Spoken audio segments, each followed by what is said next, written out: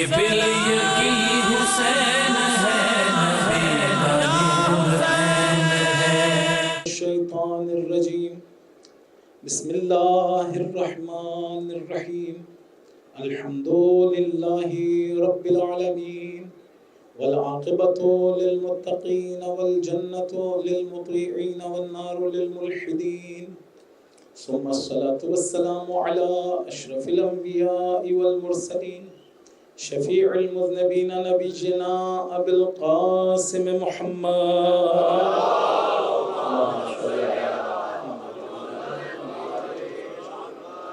وعلى أهل بيته الطيبين الطاهرين الهداة المهديين لا سيما بقية الله في الأراضين روح له الفداء وأرواح العالمين واللعنة الدائمة على أعدائهم أجمعين من حين عداوتهم إلى قيام يوم الدين. أما بعد فقد قال الله تبارك وتعالى في محكم كتابه اعوذ باللہ من الشیطان الرجیم بسم اللہ الرحمن الرحیم الرحمن علم القرآن خلق الانسان علمہ البیان. صلوات پڑھ دیں محمد.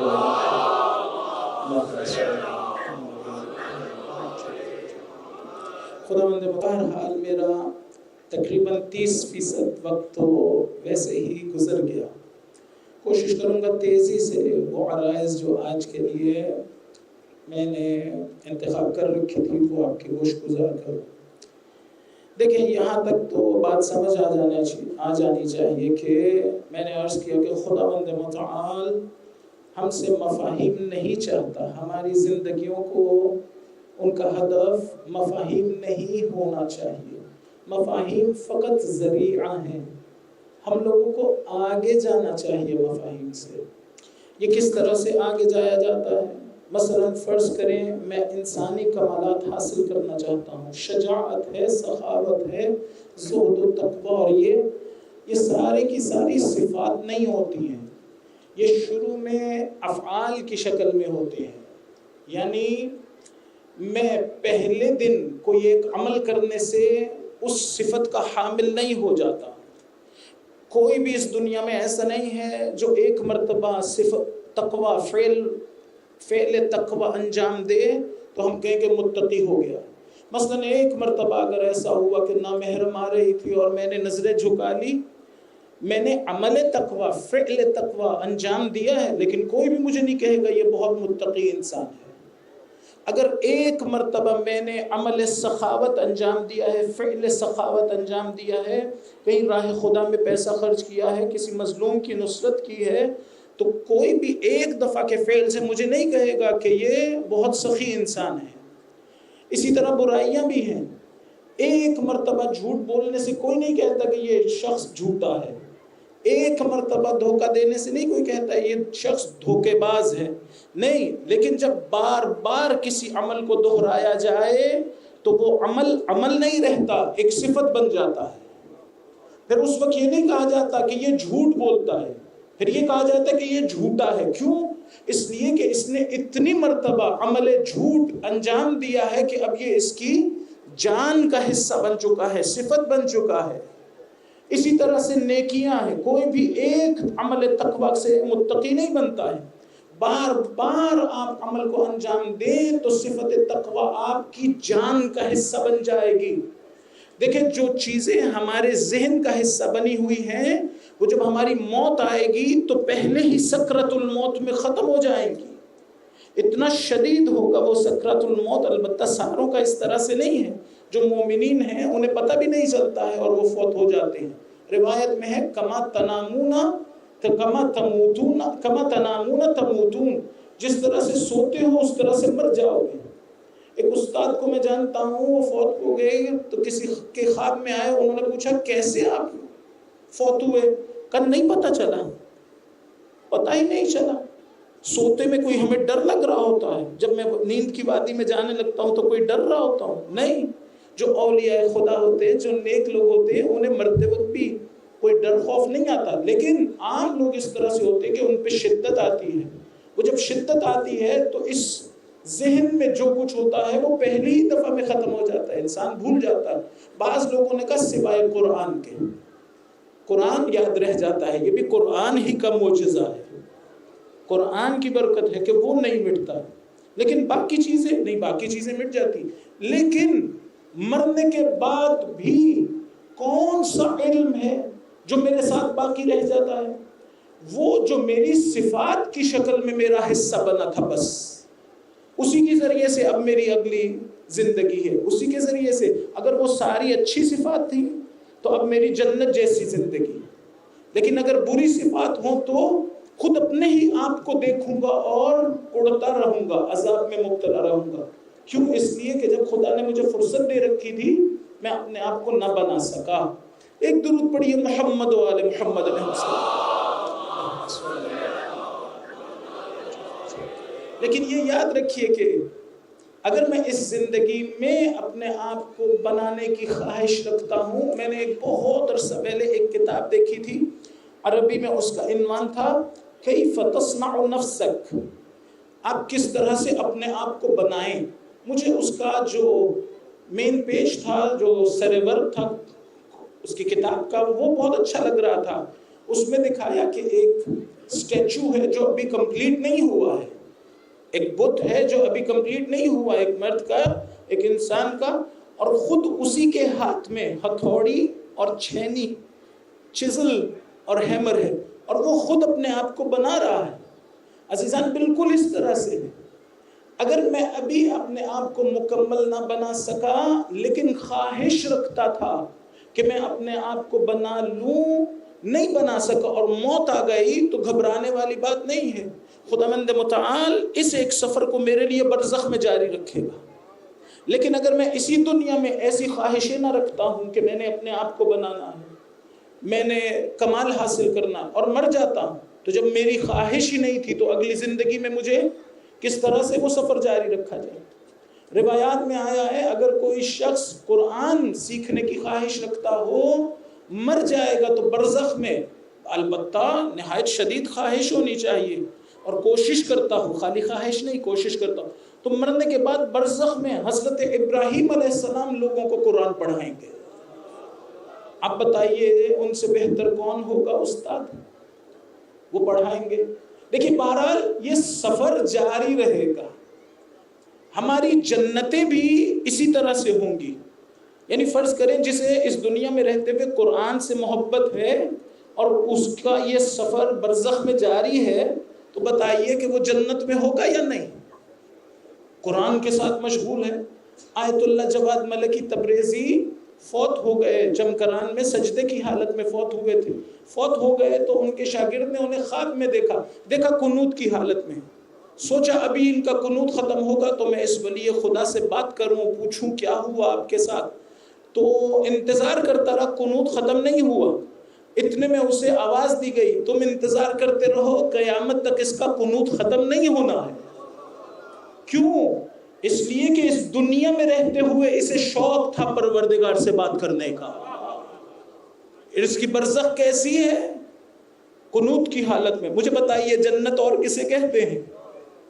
خداوند متعال سے بات کرتے ہوئے برزخ گزرے، نہ کہ عذاب میں۔ جنت اور کسے کہا جاتا ہے؟ دیکھیے ہم جو یہاں پر جنت اور جہنم کا تصور رکھتے ہیں نا، اس کی بھی اصلاح کر لینی چاہیے۔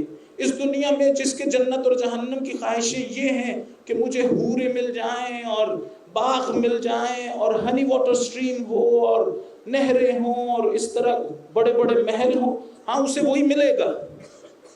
لیکن اگر میں بڑا ہو جاؤں اور میری جنت امام حسین علیہ السلام ہو جائے تو پھر مجھے کیا ملے گا؟ البتہ نہایت مشکل کام ہے، یہ معمولی کام نہیں ہے۔ اپنی جنت امام حسین علیہ السلام کو بنا دینا یہ معمولی بات نہیں ہے۔ ہمارے استاد کہہ رہے تھے جنت کے جو نچلے درجات ہوں گے وہاں سال میں ایک مرتبہ امام حسین علیہ السلام کی زیارت نصیب ہوگی۔ میں نے کہا آقا کیا کہہ رہے ہیں؟ سال میں ایک مرتبہ؟ کہا روایت میں سال میں ایک مرتبہ امام حسین علیہ السلام کی زیارت نصیب ہوگی۔ میں نے کہا یہ کیسی جنت ہے جہاں پورا سال انتظار کروں ایک زیارت کا؟ انہوں نے کہا تمہیں اس سے بہتر چاہیے؟ میں نے کہا مجھے وہ چاہیے جہاں میں امام کی ہر وقت زیارت کر سکوں، روزانہ ان کی زیارت ہو۔ تو انہوں نے عجیب جملہ کہا کچھ ایسا کرو کہ وہاں تمہیں روزانہ ملے۔ یہاں تم نے کچھ کرنا ہے جس کا نتیجہ یہ ملے گا کہ وہاں امام حسین علیہ السلام کی روزانہ زیارت ملے گی۔ ایک درود پڑھیے محمد و آل محمد علیہ السلام۔ اگر واقعاً میں یہاں رہتے ہوئے امام حسین علیہ السلام کو جنت سمجھوں تو پھر کچھ ایسا کروں گا نا کہ وہاں میں مجھے روزانہ مولا کا ساتھ ملے۔ خالی لپ سروس، خالی زبان سے یہ نہیں مسئلہ حل ہوگا، مجھے کچھ کرنا پڑے گا۔ کربلا کے لوگوں کے بارے میں سنا ہے، امام رسول خدا صلی اللہ علیہ وآلہ وسلم نے فرمایا کہ جب ان پہ تلواریں گریں گی تو انہیں تلواروں کا درد نہیں ہوگا۔ جب انسان کے جسم پہ کٹ لگتا ہے تو ایک گرمی سی محسوس ہوتی ہے، رسول نے فرمایا انہیں وہ گرمی محسوس نہیں ہوگی۔ دیکھیے جسم پہ پڑنے والے زخم محسوس نہیں ہو رہے تھے، لیکن دل پہ پڑنے والے داغ محسوس کر رہے تھے۔ وہ ایسا نہیں کہ اسے نہیں محسوس کر رہے تھے، لیکن بہرحال غرق تھے یاد خدا میں۔ آپ اپنے مولا کے بارے میں سنتے ہیں کہ ان کے پاؤں میں تیر لگا تھا، وہ تیر جب نکالنے کی کوشش کی جاتی تھی تو کیا ہوتا تھا؟ درد ہوتا تھا۔ امام حسن علیہ السلام نے فرمایا میرا بابا جس وقت نماز میں جائے تیر نکال لینا پتہ ہی نہیں چلے گا۔ کیوں؟ اس لیے کہ شدت سے یاد خدا میں غرق ہو جائیں گے۔ اتنی شدید ہوگی یہ یاد خدا کی کہ جسم سے تیر نکالا جا رہا ہے محسوس نہیں ہوگا۔ اللہ اکبر یا رسول اللہ۔ آپ پڑھتے رہتے ہیں قرآن، اللہم صلی اللہ علیہ وسلم، آپ قرآن میں پڑھتے رہتے ہیں کہ حضرت زلیخا اور حضرت یوسف علیہ السلام کا قصہ، کہ اس نے کوشش کی زلیخا نے اور حضرت یوسف محفوظ رہے، خداوند متعال نے فضل کیا، کرم کیا، اور پھر اس کے بعد زلیخا کی مذمت ہونا شروع ہو گئی، علاقے کی خواتین اس کی ملامت کرتی تھی۔ اب جب اس طرح سے پیش آیا تو ایک مرتبہ اس نے خواتین کو اپنے گھر دعوت پہ بلایا اور ان کی خاطر تواضع کرنے کے بعد ساروں کے ہاتھوں میں پھل دیا اور چھریاں دی کہ وہ اسے کاٹ سکے۔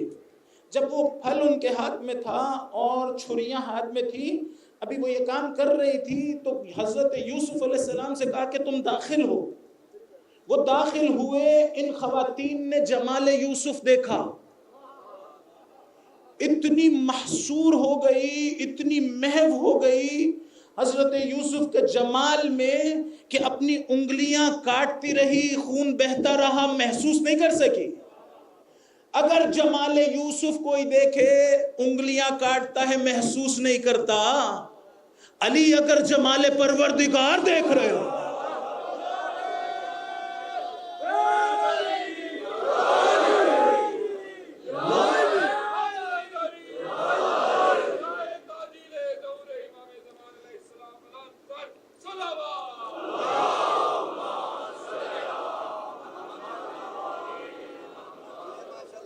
جمال پروردگار اس کو دیکھ، لامتناہی کا جمال، لامتناہی کا جمال، اتنے محو ہو جائیں گے کہ جسم پہ کیا ہو رہا ہے محسوس نہیں کر سکیں گے۔ ایک درود پڑھیے محمد و آل محمد علیہ السلام۔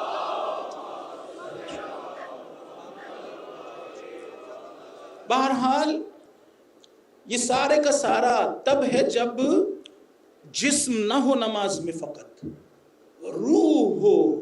خدا نے ساری عبادتیں جتنی بنائی ہیں، میں نے عرض کیا تھا کل بھی، یہ نہیں کہا کہ جسم انجام دیتا رہے، نہیں، روح کے لیے ضروری ہے۔ خیر اگر میں اس طرح سے کروں تو وہ روح ہے جو بن رہی ہے، وہ روح ہے جو خوبصورت یا بری یا اچھی بن رہی ہے۔ وہ میں کسے سمجھتا ہوں جنت؟ ہمارے دادا مرحوم سنایا کرتے تھے، ہمارے والد بتاتے تھے کہ دادا نے اس طرح سے فرمایا، ایک مرتبہ ایک شخص آیا جناب فضہ سلام اللہ علیہ کے پاس، آگے کہتا ہے فضہ آپ نے اہل بیت کی بڑی خدمت کی، آپ نے تو جنت کما لی۔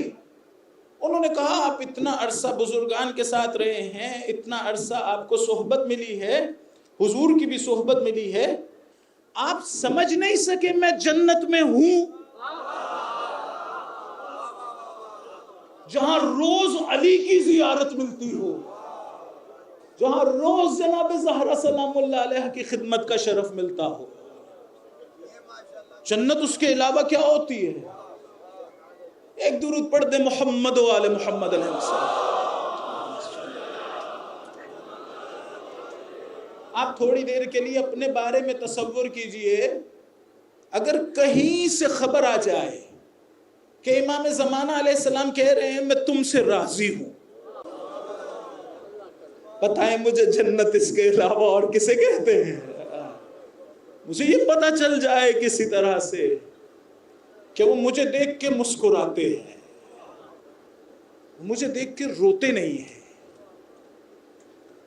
مجھے صرف اتنا پتا چل جائے میں انہیں اچھا لگتا ہوں. میری جنت یہ ہے عزیزان، مجھے پتا چل جائے میرا مولا امام حسین مجھ سے راضی ہے، میری آقا زادی جناب زہرا سلام اللہ علیہ راضی ہے، یہ پتا چل جائے بس، یہ ہماری جنتیں ہیں. لیکن جب ہم لوگ بھول جاتے ہیں ان چیزوں کو، پھر کیا ہوتا ہے؟ پھر سمجھتے ہیں گھر، دولت، بنگلہ، گاڑی، مقام، منصب، شہرت، پھر ہماری توجہات ان چیزوں کی طرف ہوتی ہے. نہیں عزیزان، آپ خود کو دیکھیں اس وقت بھی، اور بالخصوص جس وقت گریہ کر رہے ہوں گے، امام حسین علیہ السلام پہ گریہ کرنا ایسا ہے جیسے جنت میں بیٹھا ہوں. معمولی بات ہے امام حسین علیہ السلام پہ گریہ کرنا؟ نہیں عزیزان. ایک درود پڑھ دے محمد و آل محمد علیہ السلام. اپنے آپ کو ہمیں تھوڑا سا بلند کر دینا چاہیے، بڑے ہو جانا چاہیے. میں اسلام کی خدمت کر رہا ہوں، جنت میں ہوں. میں لوگوں کی مدد کر رہا ہوں، جنت میں ہوں. عجیب یہ ہے، میں سمجھتا تھا کہ محرم آتا ہے تو صرف ہم لوگ بدلتے ہیں، محرم آتا ہے تو امام حسین علیہ السلام ہمیں بدل کے رکھ دیتے. نہیں، آج دیکھ رہا تھا یہاں وہ سٹال لگا تھا کہ پودے لگائے جا رہے ہیں. بعض لوگ جو مسلمان بھی نہیں ہیں وہ اس میں کام کر رہے ہیں، بعض لوگ جو کرسچن ہیں یا ہندو ہیں یا بہرحال اہل سنت سے ان کا تعلق ہے وہ پودے لگا رہے ہیں. دیکھیں امام حسین علیہ السلام کا اثر کہاں کہاں تک ہے. امام حسین علیہ السلام ہر جگہ پر اثر کر رہے ہیں. صرف ہمیں نہیں، پورا عالم بدل جاتا ہے، پورا عالم تبدیل ہو جاتا ہے. اور کوئی غرق ہو جائے امام حسین میں، وہ بھی پورا عالم بدل دیتا ہے. ایسے نہیں کہہ رہا ہوں. دیکھیے اسی دنیا میں کتنی انویسٹمنٹ کی گئی ہے مسلمانوں کو آپس میں لڑانے کے لیے، دہائیوں کام کیا گیا ہے. نہیں پتا کتنے بلین ڈالرز لگائے گئے ہیں کہ مسلمان آپس میں لڑتے رہیں. وہ ایک امام کا خادم و غلام، رہبر شہید، ایک مرتبہ شہید ہوتا ہے، ان کی بلینز کی ڈالرز کی محنتیں ضائع کر جاتا ہے. کتنا اثر ہے اس کا. پوری دنیا چاہے مسلمان ہو نہ ہو، شیعہ ہو سنی ہو، سارے ایک مرتبہ حسین کی طرف متوجہ ہو جاتے ہیں. سارے پوچھ رہے ہیں یہ کون لوگ ہیں جو دنیا سے ٹکرا رہے ہیں، یہ کون ہے؟ جواب کیا آتا ہے؟ حاج قاسم سلیمانی جواب دیتا ہے، ما ملت امام حسینی، ہم حسین کی ملت ہیں. ما ملت شہادت. یہ چھوٹے چھوٹے بچوں سے پوچھو تمہیں ڈر کیوں نہیں لگتا؟ یہ جواب دیتے ہم عباس کو ماننے والے ہیں، ہم حسین کو ماننے والے. لبنان میں جہاز گزر رہے تھے، بلڈنگز گرائی جا رہی تھی، ایک اینکر گیا چھوٹے سے بچے سے کہتا ہے تمہیں ڈر نہیں لگ رہا ہے؟ اوپر سے میزائل آ رہے ہیں. ایک مرتبہ کہا نحن ابناء الحسین، ہم حسین کے بیٹے ہیں.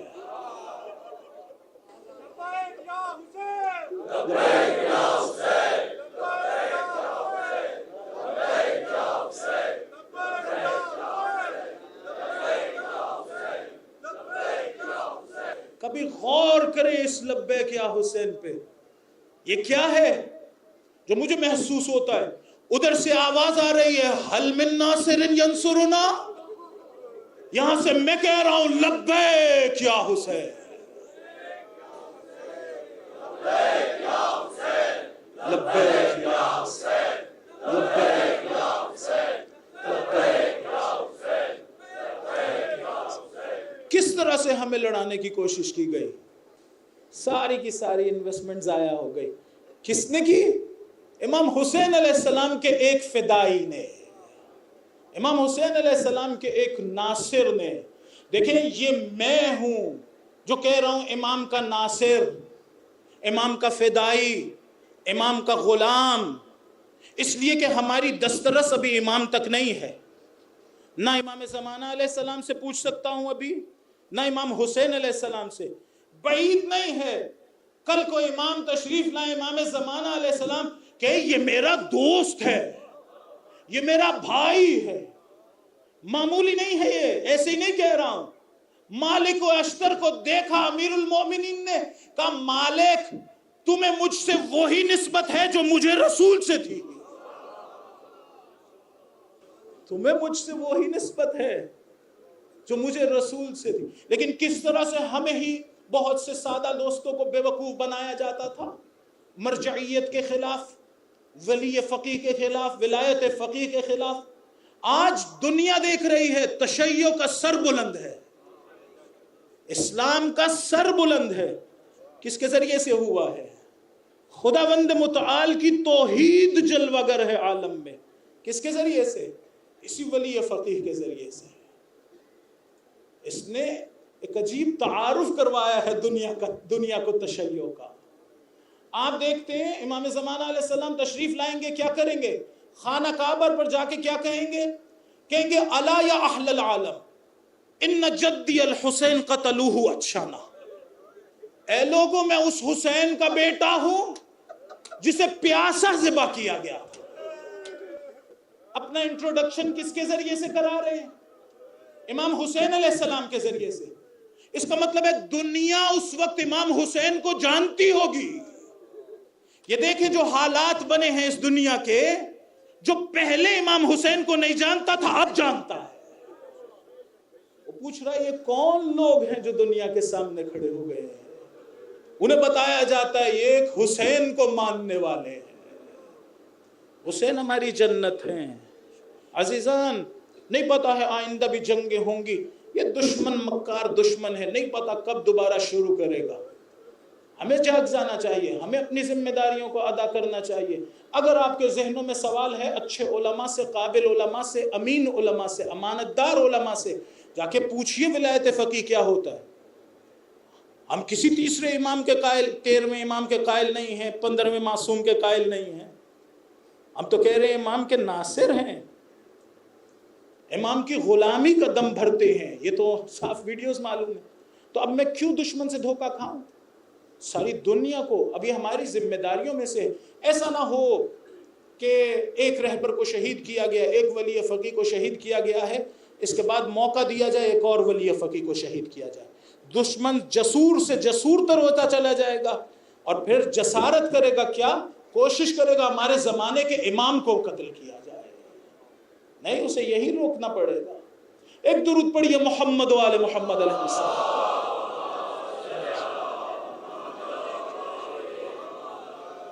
ایسا نہ سوچیے ہماری کوئی ذمہ داری نہیں ہے شیعہ ہونے کی حیثیت سے، مسلمان ہونے کی حیثیت سے، نہیں، ہر ظلم کے خلاف اس سے ٹکرانا ہماری ذمہ داری، اس لیے کہ ہم امام حسین علیہ السلام کو مانتے ہیں۔ اصل میں امام حسین علیہ السلام کے بارے میں کہا تھا ان للحسین حرارتا فی قلوب المؤمنین لن تبرد ابدا، حسین کے خون میں وہ حرارت ہے جو کبھی خاموش نہیں ہوگی، کبھی ٹھنڈی نہیں ہوگی۔ چونکہ ہم انہیں مانتے ہیں، لہٰذا اس طرح سے ہماری جنتیں بھی امام حسین علیہ السلام ہے۔ بس اس رستے میں موت آ جائے تب بھی کچھ نہیں ہے، موت آ جائے گی تو انشاءاللہ ہمیں اٹھانے کے لیے خود مولا تشریف لائیں گے، بالکل اسی طرح جس طرح اپنے غلام جون کو اٹھا رہے تھے۔ کربلا میں 2 لوگ ایسے ہیں جن کے چہرے پہ چہرہ رکھ کے امام حسین گریا کرتے تھے، ایک شبیہ پیغمبر علی اکبر، ایک جون۔ ہم کہ مولا ہمیں جون جیسا بنا دو، جب ہم گرے تو ہمیں اٹھانے کے لیے تشریف لائیں، ہماری شفاعت کے لیے تشریف لائیں۔ خیر اس رستے میں موت آ جائے تو بہت میٹھی ہے، یہ ہم سیکھ نہ پاتے کہ موت کا بھی ذائقہ ہوتا ہے۔ اگر جناب قاسم نہ ہوتے تو ہمیں کیا پتا چلتا کہ موت کا ذائقہ کیسا ہے۔ آپ سوچئے ذرا تھوڑی دیر کے لیے، ایک جگہ ہو جہاں مثلا آیت اللہ خامنائی بیٹھے ہوں، آیت اللہ بہجت بیٹھے ہوں، اولیاء خدا بیٹھے ہوں اور ہم بھی بیٹھے ہوں، ذرا سوچ کے بتلائیے وہ باتیں کر رہے ہوں تو کیا ہم میں جرت پیدا ہوگی ہم کچھ بولے؟ نہیں۔ ایک خیمہ ہے جس میں عرب کے سب سے بڑے بہادر لوگ موجود ہیں، زہیر بن قین اس میں ہیں، حبیب ابن مظاہر اس میں ہیں، مسلم ابن اوسجا اس میں ہیں، حضرت عباس اس خیمے میں ہیں، خود امام حسین علیہ السلام اس خیمے میں ہیں، اور وہیں پہ چھوٹے سے 13 سال کے حضرت قاسم بھی بیٹھے ہیں۔ امام حسین علیہ السلام کہہ رہے ہیں کل تم بھی شہید ہو جاؤ گے، تم بھی شہید ہو جاؤ گے، تم بھی شہید ہو جاؤ گے۔ کتنا مشکل ہے ایک 13 سال کا بچہ کھڑا ہو جائے، اٹھ کے کہے مولا کیا میں بھی شہید ہو جاؤں گا؟ امام حسین علیہ السلام کیا جواب دیں؟ اگر امام حسین علیہ السلام فرماتے نا ہاں تم بھی شہید ہو جاؤ گے، تو ہمیں نہ قاسم کی عظمت پتہ چلتی، نہ یہ پتہ چلتا موت کیسی ہوتی ہے۔ ایک مرتبہ کا قاسم شہید ہونا چاہتے ہو، کیف عندک الموت، موت تمہیں کیسی لگتی ہے؟ ایک مرتبہ جواب دیا احلا من العسل، جو خدا کے رستے میں آ جائے وہ شہد سے زیادہ میٹھی ہے۔ حضرت قاسم نے کہا شہد سے زیادہ میٹھی۔ ایک مرتبہ امام حسین علیہ السلام نے معرفت جناب قاسم دیکھیے، امام حسین کی گود کے پلے ہیں نا، ذرا دنیا کو دکھائیں تو صحیح کہ امام حسین کی گود کا پلا 13 سالہ جوان کیسا ہوتا ہے۔ ایک مرتبہ کا قاسم نہیں، تم نہیں، میرا علی اصغر بھی مارا جائے گا۔ جناب قاسم ایک مرتبہ سوچنا شروع ہو گئے، سوچا ہوگا علی اصغر تو چل کے میدان میں نہیں جا سکتے۔ ایک مرتبہ کہا آقا علی اصغر تو میدان میں نہیں جا سکتے، یہ ظالم ہمارے خیموں تک آ جائیں گے۔ میں کہوں گا اے قاسم آپ 13 سال کے ہیں، برداشت نہیں کر سکتے کہ ظالم خیموں تک آئے، میں قربان ہو جاؤں اس امام کے جو بن چادر کے پھوپھیوں کے ساتھ۔ اے قاسم آپ تصور نہیں کر سکتے، یہ ظالم خیموں میں آئے، لوگ پتھر برسا رہے ہوں گے۔ اے قاسم یہ لوگ پیدل خیموں میں نہیں آئیں گے، گھوڑوں پہ سوار ہو کے آئیں گے، ہاتھوں سے نہیں نیزوں سے چادریں، بیویاں صحرا میں بکھر جائیں گی، چھوٹے چھوٹے بچے ڈر کے خوف سے باہر بکھر جائیں گے۔ ایک مرتبہ امام حسین نے کہا نہیں قاسم میں علی اصغر کو خود میدان میں لے جاؤں گا۔ عاشور کا دن آیا، ایک ایک کر کے اصحاب شہید ہو گئے، علی اکبر شہید ہو گئے، پیارے شہید ہو رہے ہیں۔ حضرت قاسم کو فکر ہے کہیں میری کم سنی آڑے نہ آ جائے۔ مقتل کے جملے ہیں، کبھی ہاتھوں کو چومتے تھے، کبھی امام حسین کے پاؤں کو کہہ رہے تھے چچا مجھے جانے دو، مجھے اپنی جان قربان کرنے دو۔ امام حسین کیا کہتے تھے؟ قاسم تمہیں دیکھ کے مجھے حسن یاد آتا۔ ایک مرتبہ جناب قاسم گریہ کرتے کرتے خیمے کی طرف گئے، تنہائی میں بیٹھے تھے، یاد آیا بابا کے جگر کے ٹکڑے کٹ کٹ کے گر رہے تھے، مجھے قریب بلایا تھا، کہا تھا قاسم جب کبھی بہت پریشان ہونا یہ تعویذ کھول لینا۔ اب جو کھولا کیا لکھا تھا؟ قاسم میرا بھیا کربلا میں اکیلا ہوگا۔ قاسم بار بار اصرار کرنا. ایک مرتبہ خط اٹھایا, امام حسین کے پاس آئے, دیکھو چچا بابا نے کیا لکھا. مقتل کے جملے ہیں. حضرت قاسم کے گلے لگے, اتنا روئے دونوں بے ہوش ہو گئے. ہوش میں آئے, ایک کرتا پہنایا, لیکن علماء نے کہا کرتے کا گریبان چاک کیا. یہ علامت تھی اس بات کی کہ یہ بچہ یتیم ہے. امامہ چھوٹا کر کے پہنایا. کوئی ذرا اس قابل نہیں تھی کہ 13 سال کے جوان کے سینے برابر ہوتے. سوار ہوئے میدان میں گئے. راوی کہتا ہے میں نے دیکھا چاند سا چہرہ کربلا میں آیا. کہتا ہے میں نے دیکھا بائیں پاؤں کا تسمہ ٹوٹا ہوا. آئے جنگ کر رہے ہیں, دشمن کے کئی لوگ فنار کیے. ایک مرتبہ ایک ظالم نے چھپ کے وار کیا, جناب قاسم زمین پہ گرے. آواز دی چچا. مقتل کے جملے ہیں, امام عقاب کی طرح سے بڑھے. فوجیں دوڑنا شروع ہوئی. جناب قاسم کا لاشا پامال ہوا. ایک مرتبہ پہنچے سرحد, کہہ رہے تھے قاسم تیرے چچا کے لیے بڑا مشکل ہے, تو اسے آواز دے. وہ جواب نہ دے سکے, وہ آئے تیری مدد کو نہ پہنچ سکے. ایک مرتبہ جھکے, پامال شدہ لاشا اٹھانے کی کوشش کی. راوی کہتا ہے میں نے دیکھا لاشے کے دونوں ٹانگے زمین کربلا پہ خط کھینچ رہی تھی. کیوں؟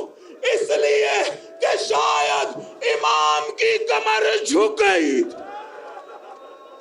جھک کے بیٹا اٹھایا ہوا, یا شاید اس لیے کہ لاشا اتنا ٹکڑوں میں بٹا. یہ بل یقین حسین ہے.